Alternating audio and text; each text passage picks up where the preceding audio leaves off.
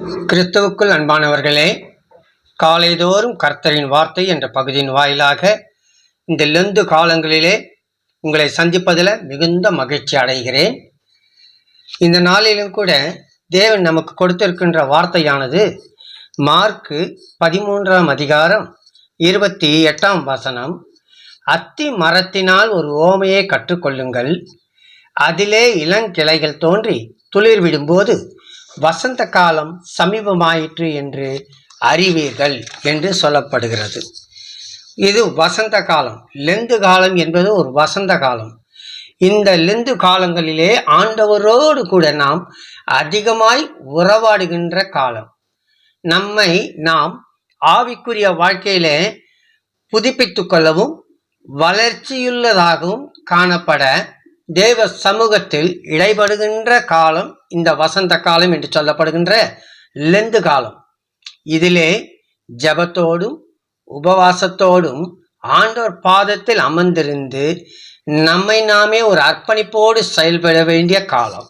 அது மாத்திரமல்ல, இந்த லெந்து காலத்திற்கு பிறகாக நம்மை காண்கிறவர்கள் நம்மிடத்தில் ஒரு புதிய மாற்றத்தை காணும்படியாக நாம் தேவ சமூகத்தில் அமர்ந்திருக்க வேண்டும் என்பதே இந்த நாளுக்குரிய மிக முக்கியமான காரியங்களாய் காணப்படுகிறது.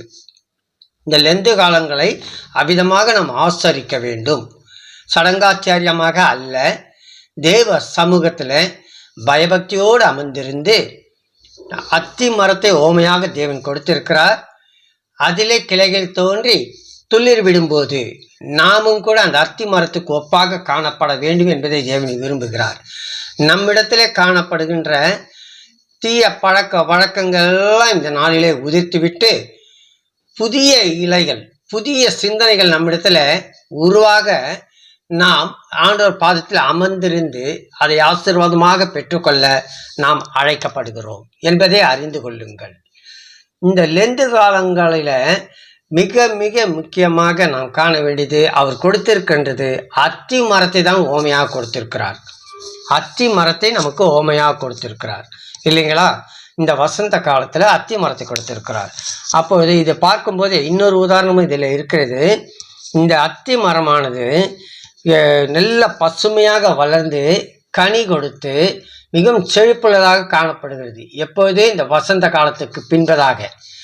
நாம கூட 40 நாள் உபவாசம் இருந்தது பின்பதாக அவ்விதமான செயல்கள் நம்மிடத்துல காணப்பட வேண்டும் என்று ஆண்டவர் விரும்புகிறார். இது மார்க் 11ஆம் அதிகாரம் 13ஆம் வசனத்துல பார்க்கும்போது, அப்பொழுது இலைகளில் ஒரு அத்தி மரத்தை தூரத்திலே கண்டு அதில் ஏதாயிலும் அகப்படுமோ என்று பார்க்க வந்தார். அதனிடத்தில் வந்தபோது அதன் இலைகளை அல்லாமல் வேறொன்றையும் காணவில்லை. பசுமையான இலை மாத்திரம் இருந்துச்சு, அதிலே கனிகள் காணப்படவில்லை என்று தேவன் வேதனையோடு பார்க்கின்றார். அந்த வேதனை நிமித்தமாக அதை சபிக்கின்றார். எனவே நாம் இந்த ஓமையை கண்டு கொண்டபடியினாலே நாமும் எவ்வாறாக காணப்பட வேண்டும், ஆவிக்குரிய வாழ்க்கையிலே கிறிஸ்துவ ஜீவித்திலே நாம் எப்படியாக இருக்க வேண்டும் என்பதை தேவன் இதுவும் ஒரு ஓமையாக சொல்லுகிறார். அது மாத்திரமல்ல, அதே மத்தேயு என்று எடுக்கும்போது 21ஆம் அதிகாரத்தில் பார்க்கும்போது, அப்பொழுது வழியருகே ஒரு மரத்தை கண்டு அதனிடத்தில் போய் இலைகள் வேறொன்றும் காணாமல் அத்திப்பழம் கனிகள் காணாதபடியினாலே அதையும் தேவன் சபிக்கிறதாக நாம் காணப்படுகிறாங்க இல்லையா? சபித்த உடனே அது பட்டு போயிட்டு. அதுதாங்க சரி.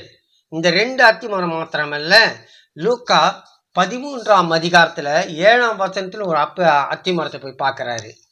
அதுலயும் ஒன்னும் காணும். உடனே அவர் சொல்றாரு, தோட்டக்காரன் ஒரு எஜமான் என்று போடப்பட்டிருக்கும் அந்த இடத்துல இல்லையா?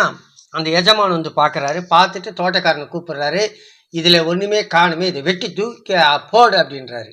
உடனே அந்த வேலைக்காரன் சொல்றாரு, என்ன சொல்றாரு, இந்த 1 வருஷம் 3 வருஷமா கனி கொடுக்கல, அதால இப்ப தூக்கி போடு வெட்டின்றாரு. அதனால அந்த வேலைக்காரன் என்ன சொல்றாரு, உடனே இந்த 1 வருஷம் பொறுத்து கொள்ளுங்க, அதை கொத்தி நான் எரு போடுவேன் என்று சொல்லுகிறார். எரு போடுவேன் என்று சொல்லுகிறார். ஆண்டவராகிய இயேசு கூட நம்மிடத்துல என்ன கனி கொடுக்கின்ற வாழ்க்கை இருக்கிறது என்பதை பார்க்கின்றார். இல்லாவிட்டாலும் கூட நம்ம இன்னும் இந்த 40 நாட்கள் இந்த லெந்து காலங்களை ஆண்டாண்டு காலமாக கொடுத்து அதிலே கொத்தி எரி போடுகிற அந்த வேலைக்காரனு போல தேவனும் நம்மை, ஆண்டவராகிய இயேசுவும் நம்மை சீர்படுத்துகின்றவராக காணப்படுகிறார். எனவே அதை உணர்ந்தவர்களாக கனி கொடுத்து வாழ்வோம். இந்த 40 நாள் உபவாசம் இருப்பது பெரிதல்ல, 40 நாள் தேவ சமூகத்தில் காத்திருப்பது பெரிதல்ல. அதில் எவ்வாறாக நாம் இருக்கிறோம் என்பதை அறிந்து 40 நாட்களுக்கு பிறகு தேவன் நம்மை ஆசீர்வதித்தபடினாலே நாம் கனி கொடுக்கின்றவர்களாக, தேவனுக்கு உரியவர்களாக காணப்படுவோம் என்பதை இந்த அத்தி மரத்தின் ஓய்வு மூலமாக நாம் உணர்ந்து கொள்ள அழைக்கப்பட்டிருக்கிறோம். அதை அறிந்தவர்களாக செயல்படுவோம். தேவ ஆசீர்வாதம் பெறுவோம். ஆமேன், ஆமேன்.